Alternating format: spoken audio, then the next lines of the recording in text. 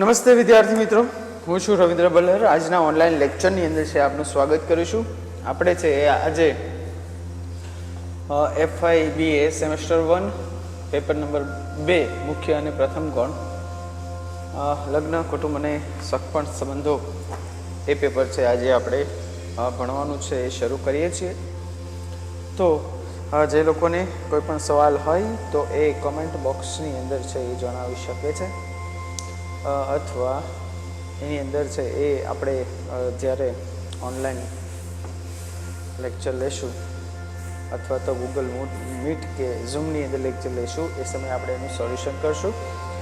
હવે અહીંયા આગળ છે એ કુટુંબની વાત કરવામાં આવી છે કે કુટુંબ જે છે એ કુટુંબ માનવ સમાજનો એક આધાર છે કે જેના વગર છે એ કુટુંબનું કોઈ માનવનું કોઈ અસ્તિત્વ છે નહીં. આપણા સમાજની અંદર કુટુંબ જ એક પાયાનો સમૂહ છે કે જે બધા લોકોની જરૂરિયાતો છે પૂરી કરે છે. કુટુંબ વગરનો માનવ સમાજ છે એ સંભવી શકે નહીં, કારણ કે કુટુંબ તેના સભ્યો એ સમાજને આપીને તેનું અસ્તિત્વ અને સાતત્ય જાળવી રાખે છે. અને આથી જ એમ કહી શકાય કે માનવ સમાજનો ઇતિહાસ છે એ કુટુંબ આધારિત છે. બીજા સમૂહોની સરખામણીમાં છે કુટુંબનું સ્વરૂપ છે એ ખૂબ પ્રાથમિક સ્વરૂપનું છે. કુટુંબના સભ્યો વચ્ચેના સંબંધો છે એ સહકાર, સહિષ્ણુતા, સહાનુભૂતિના હોય છે.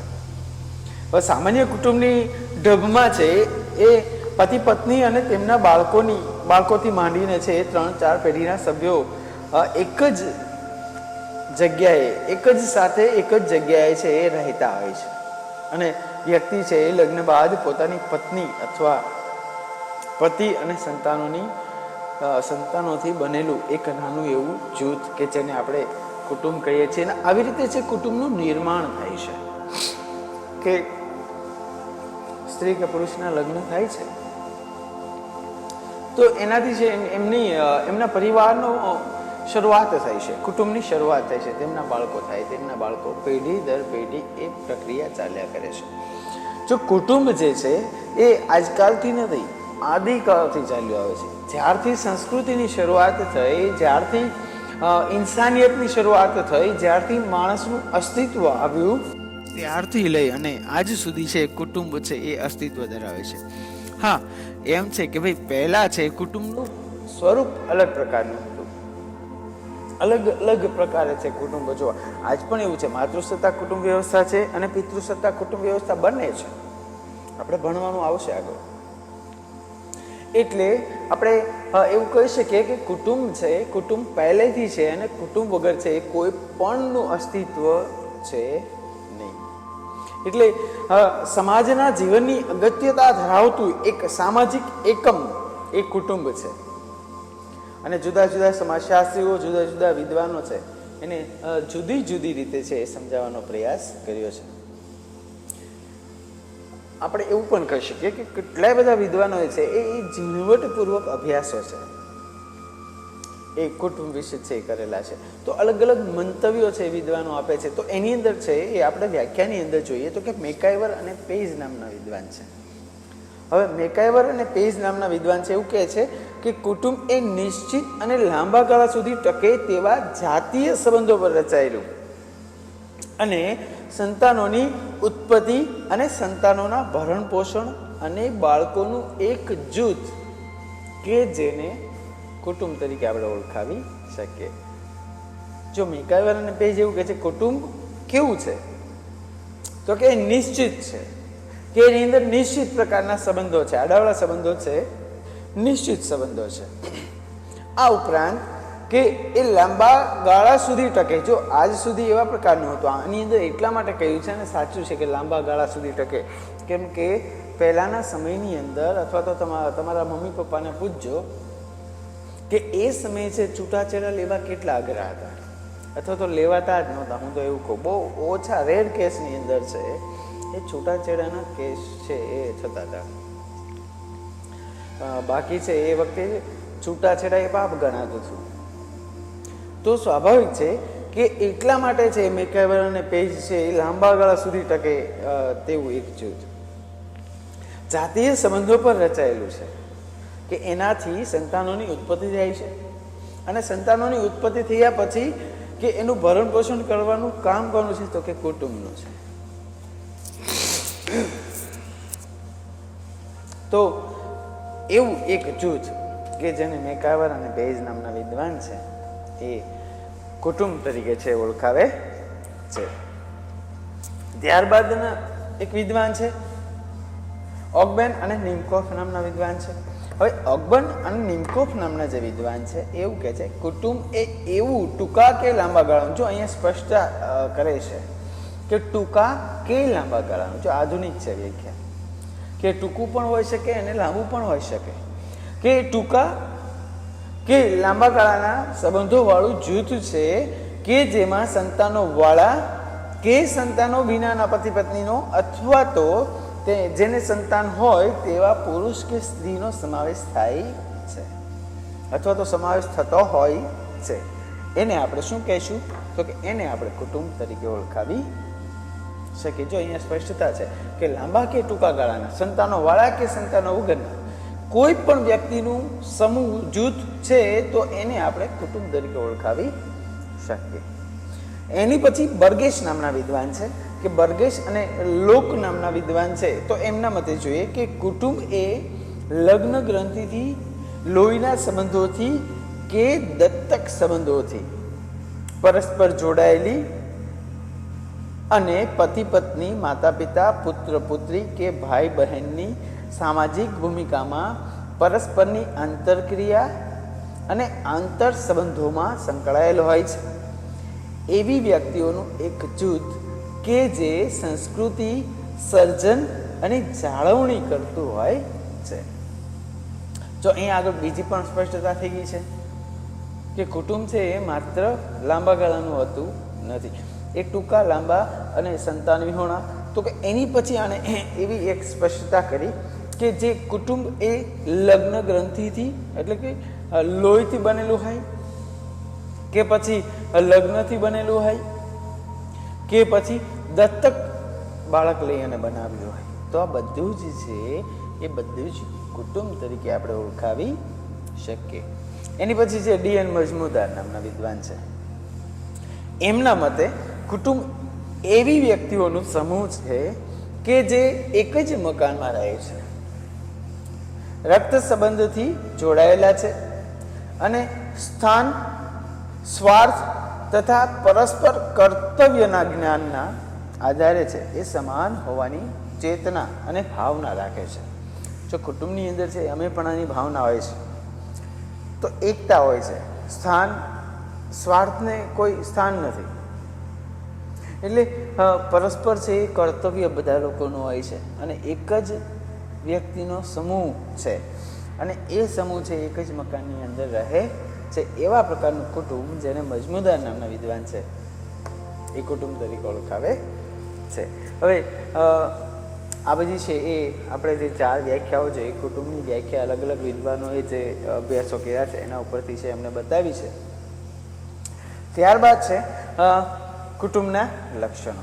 હવે જો કુટુંબના 2 પ્રકારે લક્ષણો છે, એક કુટુંબના સામાન્ય લક્ષણો અને એક કુટુંબના વિશિષ્ટ લક્ષણો. આજે આપણે કુટુંબના સામાન્ય લક્ષણો અને કુટુંબના વિશિષ્ટ લક્ષણો બંને છે આજે આપણે આ લેક્ચરની અંદર લઈશું. હવે એની અંદર છે કે કુટુંબમાં છે એ સ્ત્રી પુરુષ અને તેમના સંતાનો વચ્ચેના પારસ્પરિક સંબંધોનું જે વિશિષ્ટ સ્વરૂપ હોય છે તેના કારણે કુટુંબમાં એક વિશિષ્ટ એકતા જોવા મળે છે. હવે વિશિષ્ટ એકતાના કારણે જુદા જુદા સમાજોમાં વિવિધ સ્વરૂપે કુટુંબો અસ્તિત્વમાં આવે છે.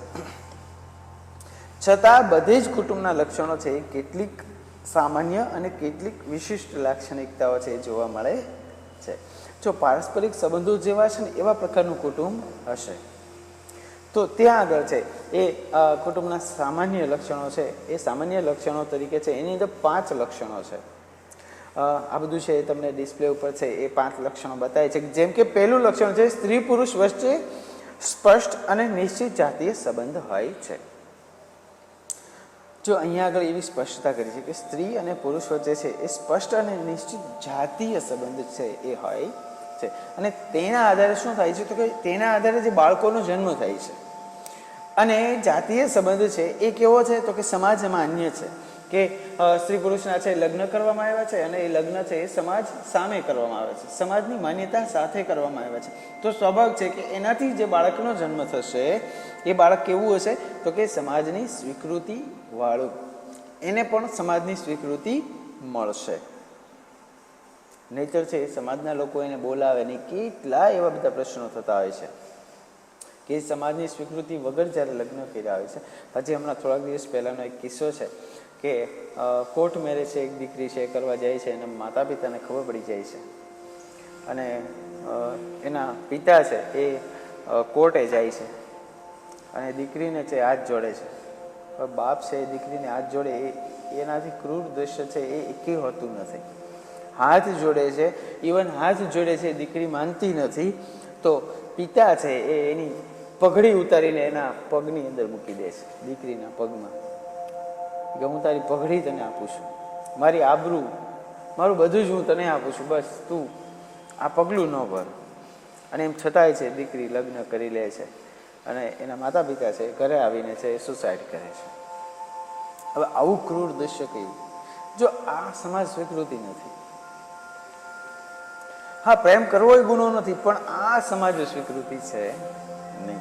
તો સ્વાભાવિક છે કે અહીંયા આગળ છે સ્ત્રી પુરુષની વચ્ચે છે એ સ્પષ્ટ અને નિશ્ચિત જાતીય સંબંધ હોય છે, તેનાથી એક બાળકનો જન્મ થાય છે, અને એ બાળકને છે એ સમાજની સ્વીકૃતિ મળે છે. હવે ભારતીય હિન્દુ કુટુંબમાં છે એ પતિ પત્નીનો સંબંધ છે એ કેવો છે તો કે આજીવનનો છે, આજીવન માનવામાં આવે છે. પતિ લગ્ન વિચ્છેદ માટે છે એ અધિકારી ગણાય છે. જો પતિ છે પુરુષ એ લગ્ન વિચ્છેદ કરી શકે છે, મીન્સ કે છૂટાછેડા લઈ શકે છે, પત્નીનો ત્યાગ કરી શકે છે, પણ પત્ની છે એ ક્યારેય પતિનો ત્યાગ કરી શકતી નથી. પત્ની એ તો છે એ પતિના મૃત્યુ પછી પણ પતિવ્રતા તરીકે છે એ જીવવું પડે, એવું આપણી સંસ્કૃતિ કહે છે.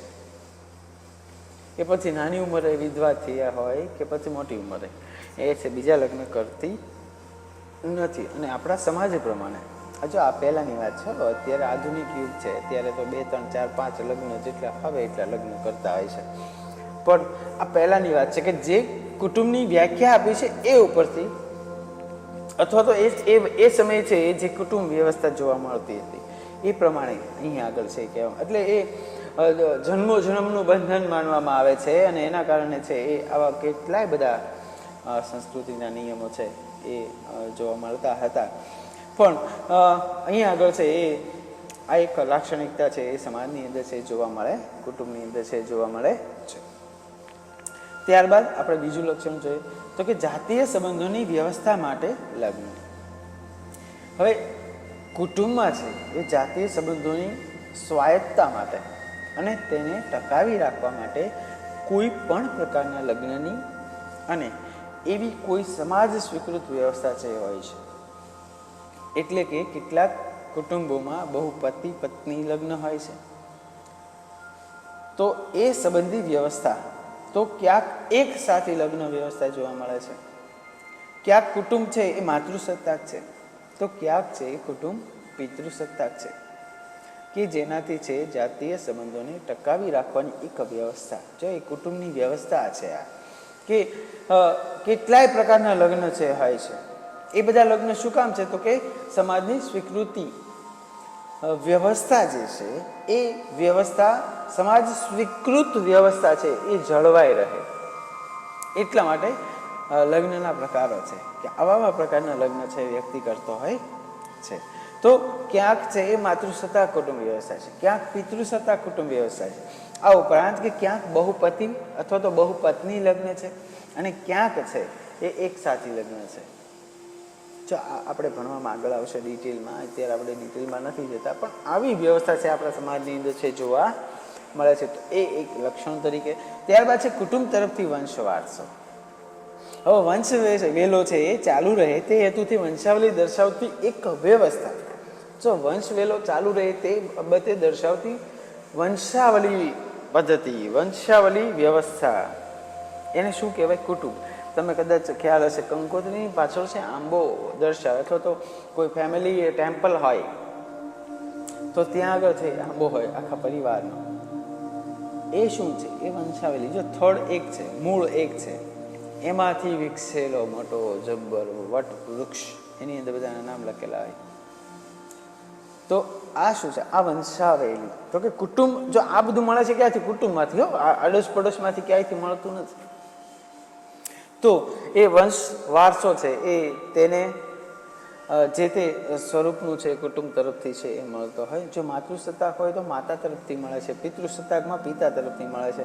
એટલે એ સભ્યો છે એ સમાજમાં એક વંશ એ પિતાના નામે છે એ ચાલે છે. તો આ એક વ્યવસ્થા, આ એક લાક્ષણિકતા છે આપણા સમાજની અંદર છે જોવા મળે છે. ત્યારબાદ છે કુટુંબના સભ્યોની જરૂરિયાતો સંતોષ. કુટુંબના સભ્યોની જરૂરિયાતનો સંતોષ. કુટુંબની અંદર જેટલા પણ સભ્યો છે તો એની જરૂરિયાતો સંતોષવાનું કામ કોનું છે? તો કે એ કામ છે એ કુટુંબનું છે. હવે અહીં આગળ છે કે કુટુંબના સભ્યોની જવાબદારી તેનું રક્ષણ, તેનું સંરક્ષણ અને તેની સલામતી માટે છે એ આર્થિક વ્યવસ્થા ઊભી કરવાની હોય છે. જો પૈસા છે તો બધું છે. પહેલાં એવું હતું ને કે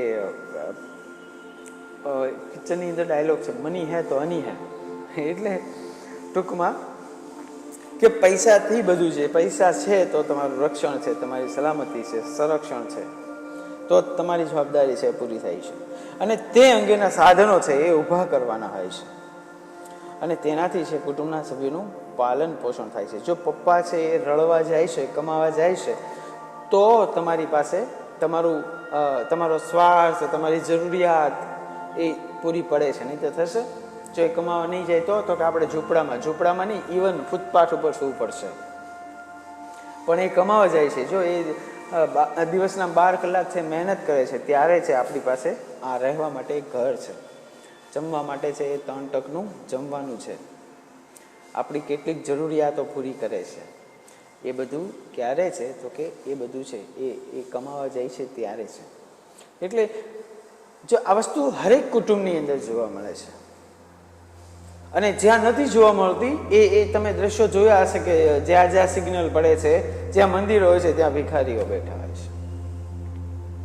તો સ્વાભાવિક છે કે કુટુંબના સભ્યોની જરૂરિયાતનો સંતોષ, કોઈ પણ પ્રકારની જરૂરિયાત હોય, ચાહે જમવાની હોય, ચાહે કોઈ સાધનો વસાવવાની હોય, ચાહે કોઈ મોબાઈલની હોય, ટીવીની હોય, કોમ્પ્યુટર, લેપટોપ, કંઈ પણ હોઈ શકે. જો બધું જ જરૂરિયાતની અંદર આવે છે.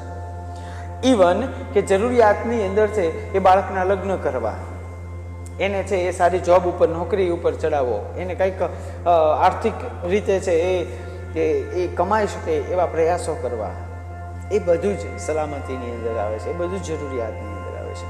જ્યાં સુધી દીકરો છે કમાવા નથી જતો ત્યાં સુધી બાપ એને ખવડાવે છે. અને સ્વાભાવિક છે, તમે ઘણી જગ્યાએ જોયું છે કે દીકરો બેકાર હોય અને બાપ છે એ બચારો કામ કરીને આવતો હોય અને દીકરાને ખવડાવતો હોય. દીકરાને એટલી ધગશ નથી હોતી. એટલે દીકરો છે મોટો થઈ જાય, કદાચ એના ઘરે એક દીકરો થઈ જાય, એના લગ્ન કરાવવા, બધી જવાબદારી કોની છે? બાપની હોય છે. અને એ કરતો હોય છે, એને કોઈ સ્વાર્થ હોતો નથી. પણ મોટા ભાગે છે એ આ વ્યવસ્થા છે એ બદલાય છે લગ્ન બાદ. અને લગ્ન બાદ છે એ દીકરો છે એ બાપનો હતો નથી, એ એની હવ ન થઈ જાય છે. આપણે બધા જોયું હશે. હવે સ્વાભાવિક છે કે અહીંયા આગળ છે એ વૃદ્ધાશ્રમો છે એ દિવસે ને દિવસે વધતા જાય છે. અને એક બહુ સારો એવો મેસેજ છે સાથે આપણે પહોંચ્યા છીએ તો કહી દઉં કે જો કે બધાએ સાંભળ્યું હશે કે મા છે, દીકરી છે એ મા માટે એની દીકરી જ રહેતી હોય છે. અને દીકરી માટે છે એ એની મા છે એ એની જ મા છે. સ્વાભાવિક છે કે સાસુને ક્યારેય મા બનાવી શકતી નથી. અને એ જો સાસુને મા નથી બનાવી શકતી ને એટલે માટે છે એ વૃદ્ધાશ્રમ છે વધતા જાય છે. કારણ કે દીકરો છે એ માવતરનો જ હોય છે, પણ લગ્ન બાદ છે એ ખબર નહીં શું થાય છે. એટલે આવું બધું આપણે આની અંદર બહુ પડતા નથી, પણ એક પ્રકારની જરૂરિયાત, એ કોઈ પણ જરૂરિયાત હોય એ જરૂરિયાતો સંતોષવાનું કામ છે કુટુંબનું છે, એક લાક્ષણિકતા તરીકે જોઈ શકીએ. ત્યારબાદ છે સભ્યોનું એક જ નિવાસસ્થાન. હવે સામાન્ય રીતે છે કુટુંબના સભ્યો છે એક જ સાથે છે રહેતા હોય છે, તેઓનું એક જ નિવાસસ્થાન, એક સહનિવાસસ્થાન હોય છે. આ નિવાસસ્થાનમાં પતિ પત્ની, તેમના પરણિત અને અપરણિત સંતાનો અને તે સિવાયના અન્ય સગા સંબંધીઓ છે એ સાથે રહેતા હોય છે.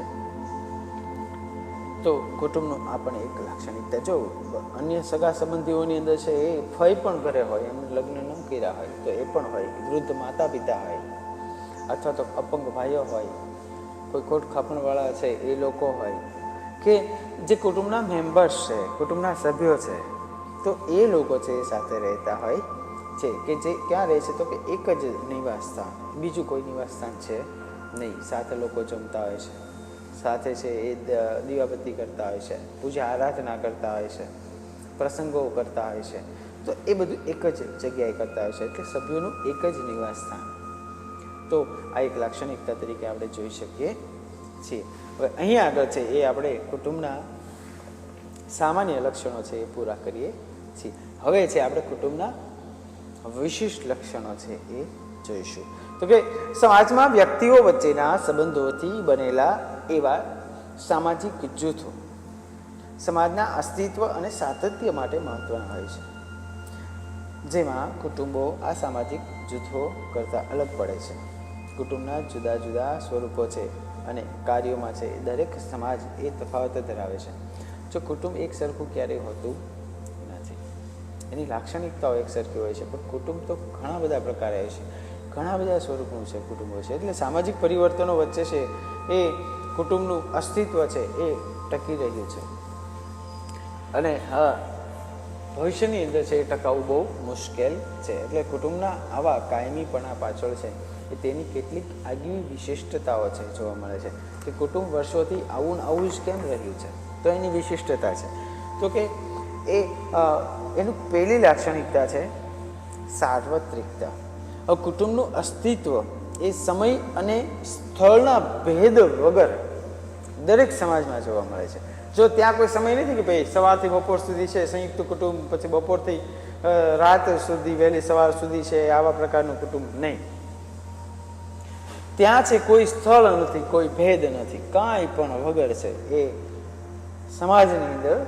અને કયો સમાજ તો કે દરેક સમાજની અંદર એ કોઈ પણ જ્ઞાત હોય, કોઈ પણ જાત હોય, સ્ત્રી હોય, પુરુષ હોય, કાંઈ પણ હોય, ઓલ વર્લ્ડની અંદર છે એ એક જ સમાન છે. કુટુંબ એ કુટુંબ છે અને દરેક જગ્યાએ જોવા મળે છે, અને એટલા માટે છે એને સાર્વત્રિકતા એક લાક્ષણિકતા આપવામાં આવી છે. આ ઉપરાંત કે કોઈ છે એ કદાચ વિકાસ પામેલું હોય,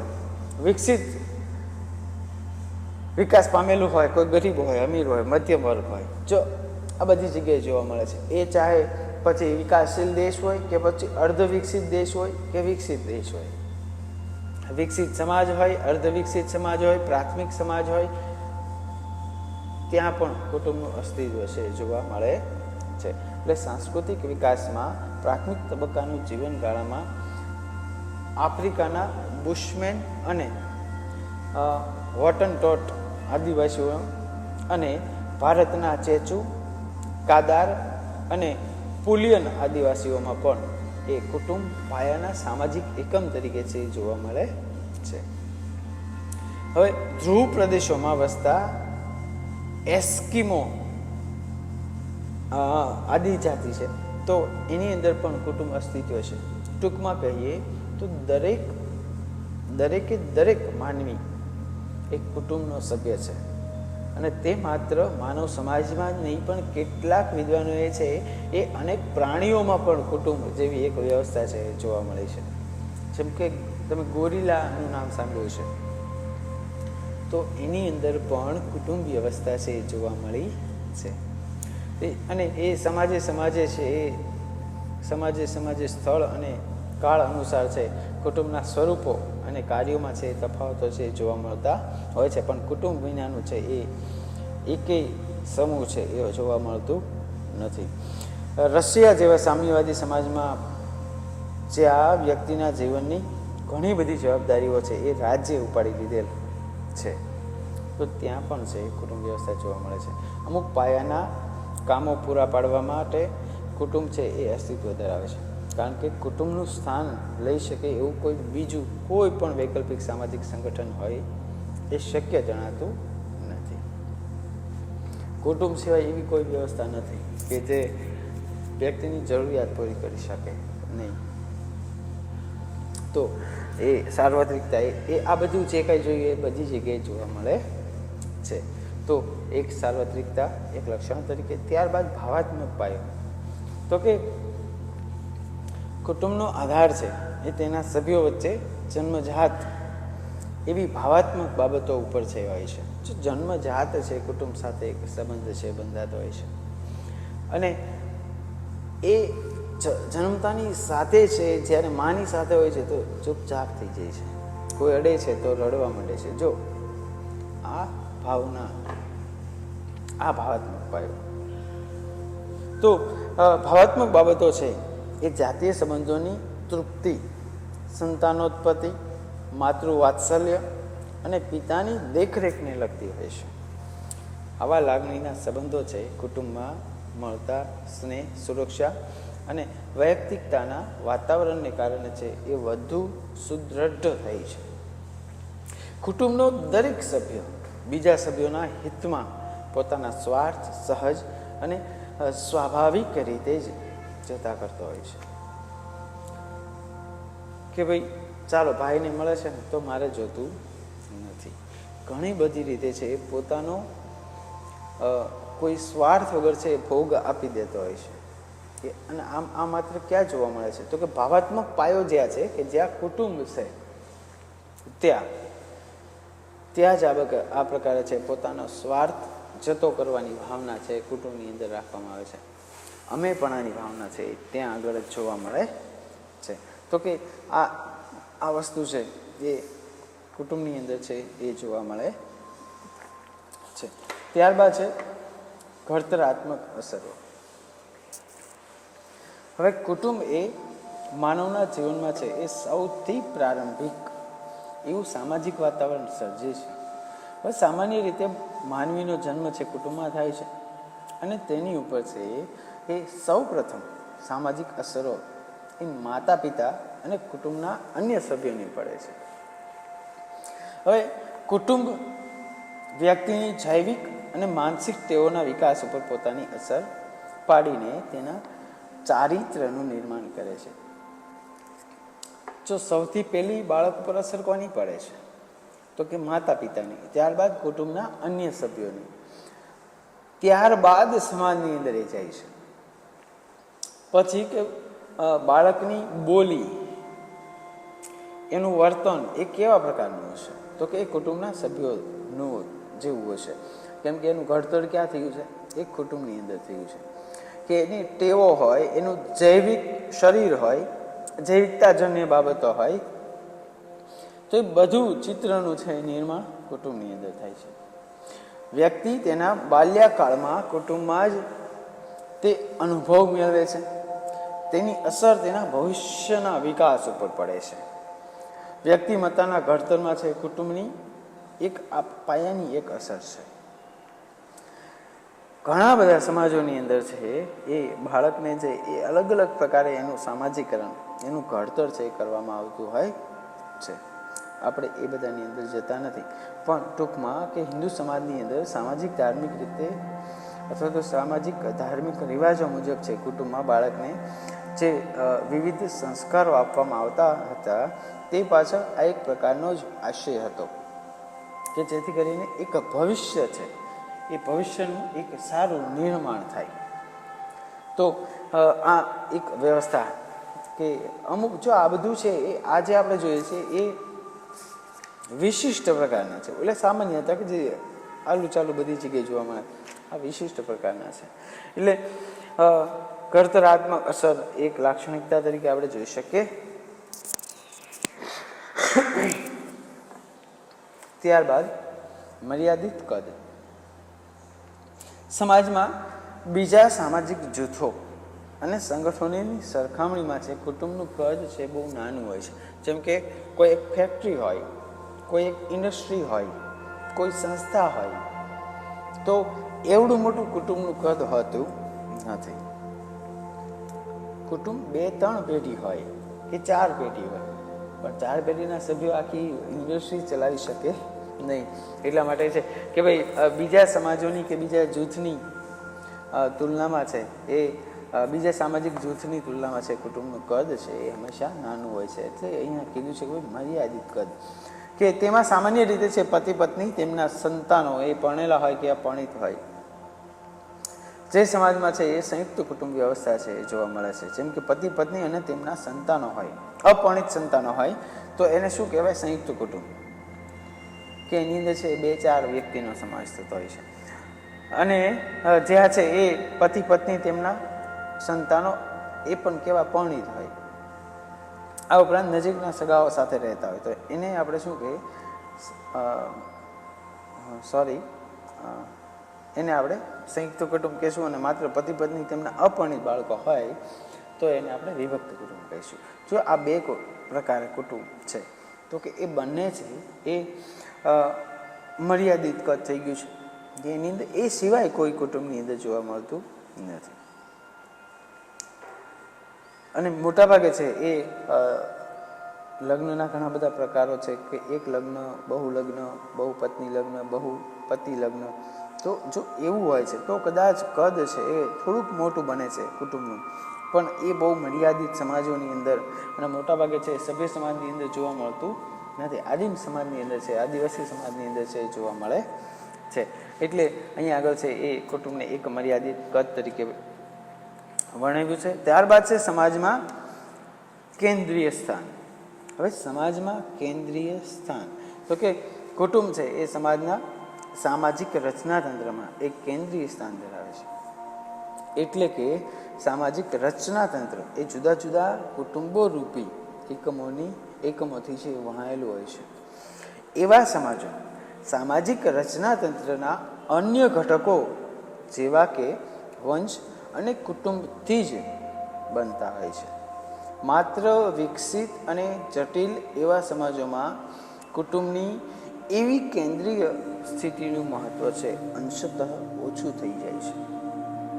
તેમ છતાં અહીં પણ સામાજિક રચનાતંત્રના જુદા જુદા સ્તરો અને સમુદાયો કુટુંબ રૂપે છે એ એકમોના બનેલા હોય છે. દાખલા તરીકે પાશ્ચાત્ય સમાજમાં સામાજિક રચનાતંત્રમાં ઉચ્ચ, મધ્ય, નિમ્ન એવા જુદા જુદા સામાજિક વર્ગો છે એ બનેલા છે અને એના સ્તર બનેલા છે. તો એ સ્તર રચનાનું એક પાસું છે. તો દરેક જ્ઞાતિ કેટલાક કુટુંબોનો છે એ બનેલો હોય છે.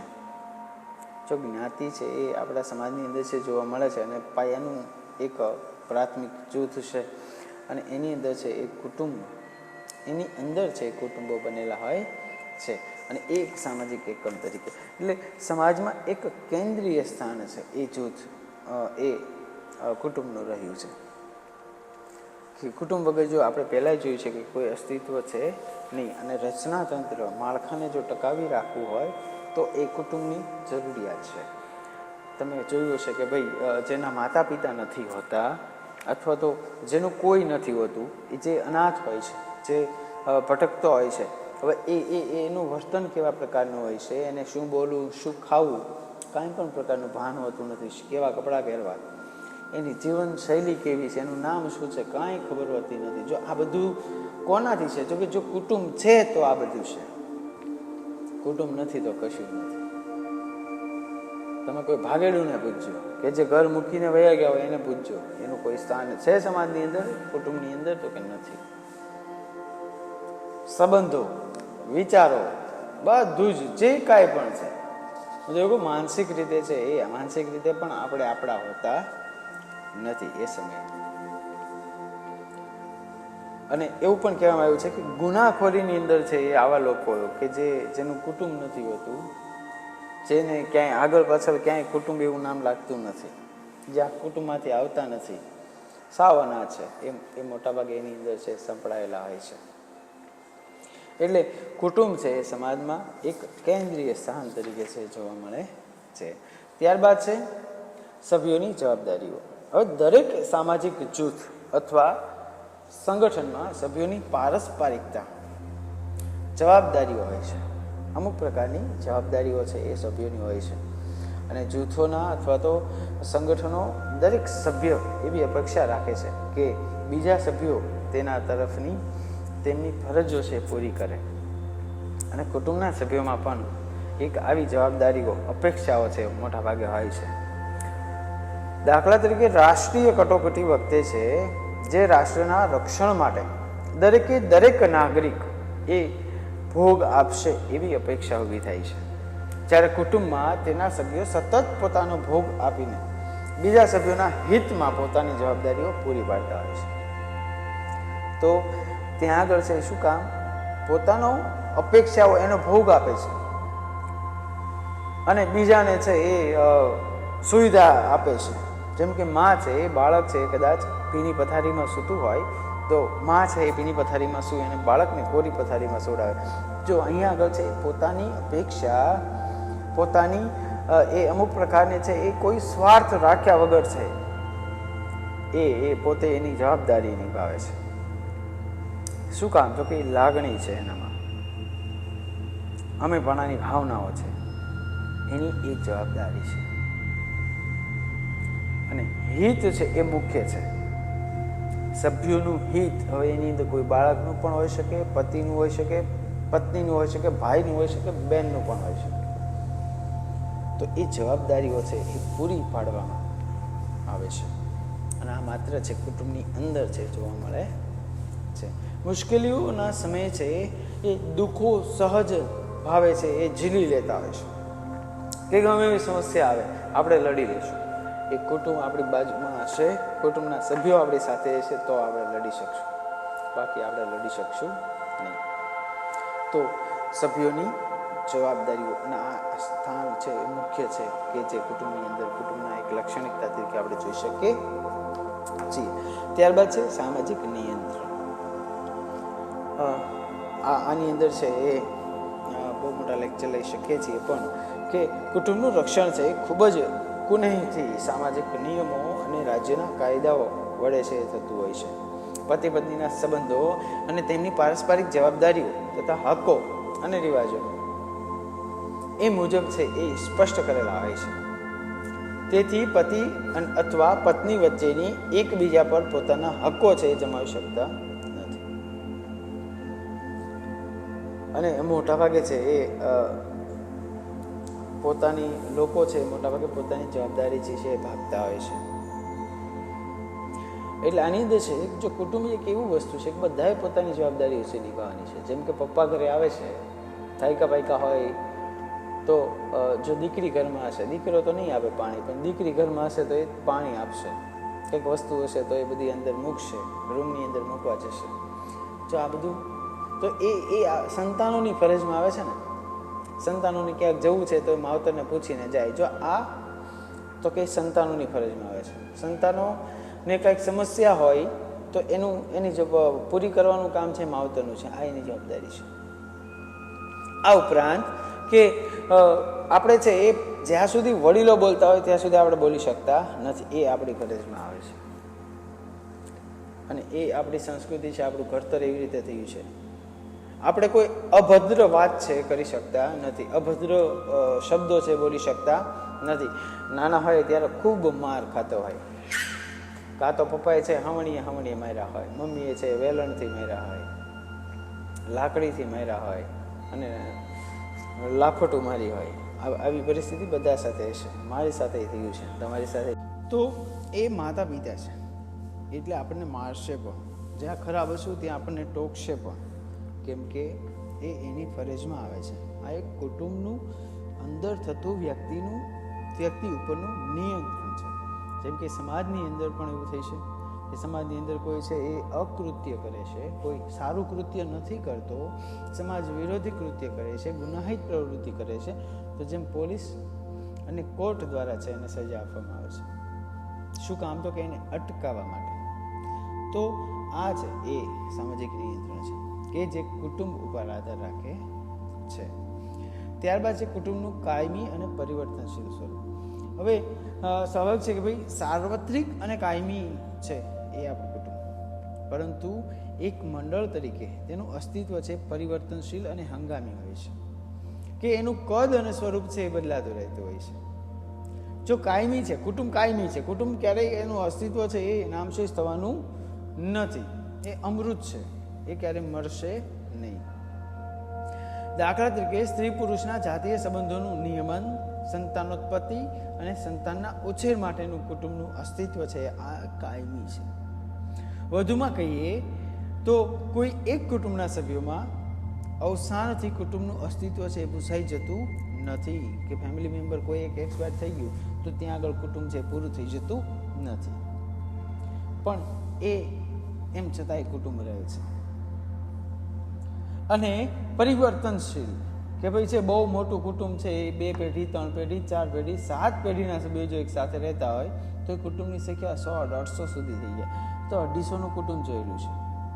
તો એ બધાનું એક જ જગ્યાએ છે એ રહેતા હોય છે, પણ કારણોસર છે ઉદ્યોગ માટે, રોજીરોટી માટે છે અલગ અલગ શહેરોમાં વસવાટ કરવા જાય છે. જો એ નોખા નથી, એ સંયુક્ત કુટુંબ છે. IP દેસાઈ કહ્યું છે મોવાના અભ્યાસની અંદર, આ પણ સંયુક્ત કુટુંબ છે, પણ એનો એક અલગ પ્રકાર છે. તો એ અલગ અલગ જગ્યાએ વસવાટ કરે છે, પણ રજાના સમયની અંદર આ બધા એવા ટાઈમની અંદર છે એ એક જગ્યાએ આવી અને વસવાટ કરે છે. તો જો આ છે આધુનિક છે, આધુનિક કુટુંબો. તો આ એક થયું કે પરિવર્તનશીલ સ્વરૂપ. સમાજનો આધાર છે એ કોઈ કુટુંબ ઉપર છે, એ કુટુંબ ઉપર છે હોતો નથી, પરંતુ તેની એક સંસ્થા તરીકે છે એ સ્વરૂપ ઉપર હોય છે. તો કુટુંબના સ્વરૂપ ઉપર છે એ એનો આધાર છે એ જોવા મળે છે. તો અહીંયા આગળ છે આપણે આ બંને પ્રશ્નો છે એ પૂરા કરીએ છીએ. હવે પછીના લેક્ચરની અંદર છે નેક્સ્ટ પ્રશ્ન છે એ આપણે લેશું. આશા રાખું છું કે તમને લોકોને છે લેક્ચર સમજાણો હશે, સમજાઈ ગયું હશે, પણ કદાચ જો ન સમજાણું હોય તો તમે કોમેન્ટ બોક્સની અંદર છે કોમેન્ટ કરી શકો છો. અને જે નવા યુઝર છે કે જે નવા લેક્ચરની અંદર જોડાયા છે એ આવા નવા લેક્ચર સાંભળવા માટે છે એ બેલ આઇકન અને સબસ્ક્રાઇબનું બટન છે જે નીચે જમણી સાઈડની અંદર દેખાય છે લાલ કલરે, એ દબાવી દેવું, કે જેથી કરીને છે એ મારો પહેલો લેક્ચર છે એ તમારી ડિસ્પ્લે ઉપર છે એ યુટ્યુબની નોટિફિકેશનની અંદર છે એ બતાવશે. તો આપણે ફરી મળીએ. અને હા, મટીરિયલ કે જે આપણે ભણીએ છીએ એનું મટીરિયલ છે એ બ્લોગરની અંદર છે મૂકવામાં આવ્યું છે, અને એ ચેનલને પણ ફોલો કરો જેથી કરીને છે એ તમને નોટિફિકેશન મળતી રહે. તો બ્લોગરની લિંક છે એ નીચે ડિસ્ક્રિપ્શનની અંદર છે એ મૂકેલી છે, જેમાંથી તમને છે એ મટીરિયલ છે એ મળી રહેશે. થેન્ક યુ, ધન્યવાદ.